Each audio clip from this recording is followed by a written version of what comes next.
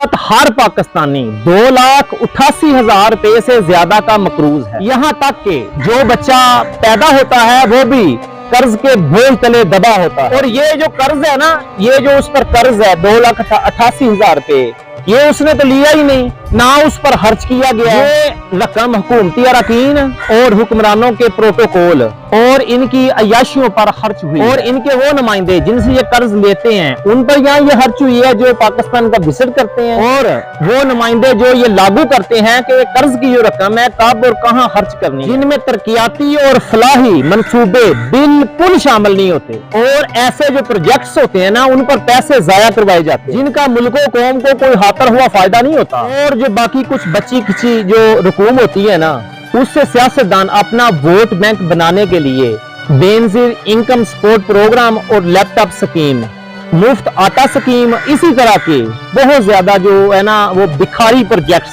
मैं तो इनको भिखारी प्रोजेक्ट्स करूंगा, ये उन भिखारी प्रोजेक्ट्स पर खर्च करते हैं ताकि इनका जो वोट बैंक बन सके। तो जाहिर है जब तक हम खुद अपनी सलाह नहीं करेंगे, माशरा भी जो सीधा नहीं हो सकता और हमारे जो हुकूमती अरकान है वो भी सीधे नहीं हो सकते, क्योंकि हम मुंतब ही इनको करते हैं। हम खुद जालिम है, जालिमों को हम मुंतब करते हैं, फिर गिले शिकवे भी हम करते हैं कि हमें चोर हुक्मरान मिल गए हैं, ये हो गया वो हो गया। इसलिए वोट की शरीकसियत ये है, उस बंदे को दो जो गरीबों का दुख दर्द अपने दिल में रखता है। ये नहीं कि वो सेल्फी लेने के लिए गरीबों के पास आता है, दूर से सलाम देता है ऐसे, और 5 साल के बाद फिर वो आता है, 5 साल पता ही नहीं होता उसका। नहीं, ऐसा नहीं। हज़रत उमर फारूक जैसा हुक्मरान हो जिनकी 24 लाख मुरब्बा मील तक जो हुकूमत थी। अल्लाह तबारक व तआला से दुआ करते हैं कि अल्लाह तबारक व तआला हमें हज़रत उमर फारूक रज़ी अल्लाह अन्हु जैसा कोई अच्छा सा हुक्मरान अता करे जो इस मुल्क पाकिस्तान को जो दिन दुगनी और रात चुगनी तरक्की दे। अल्लाह तबारक व तआला से दुआ करते हैं अल्लाह तबारक व तआला हमें दीन में समझ अता करे